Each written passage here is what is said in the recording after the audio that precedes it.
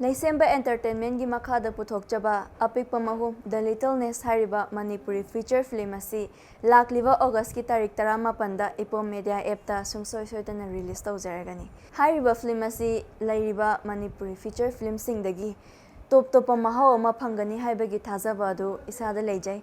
Maram asina film asibu mayamna soidana mityeng tabiyu aduga amana pre-booking tawbagi khudong chaba dusu ngasidagi pizari. Manipuri film gi artist singbu amadi film asibu nungsibiduna mayam punna support tawbiyu. LEISHEMBA Entertainment ki makhada puthokchariba Apikpa Mahum hairu film asi lagliba August ki day 19 da Epom media da sungsoi soidana release tawjaragani. Aduna mayamna soidana Epom media apps hairu apps asi download tawbiraga Apikpa Mahum hairu film asi mayam soidana miyeng tabiyu. Film asi mayamdagi top mayamdagi tongan ba mahau ama soidana pigin haibagi isagi thajabasu lei. Manipur film bu sakhotpada mayam su mateng pangbiyu amadi Epom media bu su support tawbiyu.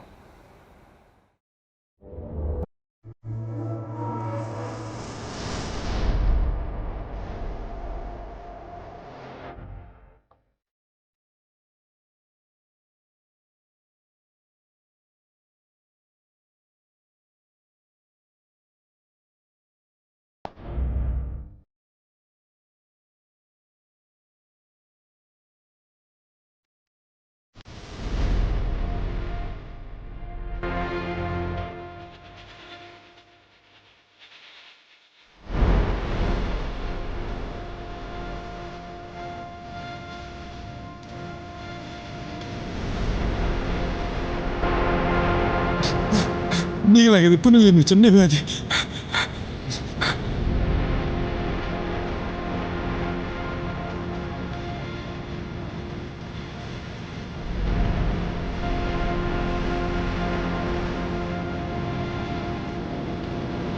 Hey, Epom. Anak aku masangal le mana ba mau ram lebih. Onum kana ano hai ba do macam cap cana khang halam ga da bani.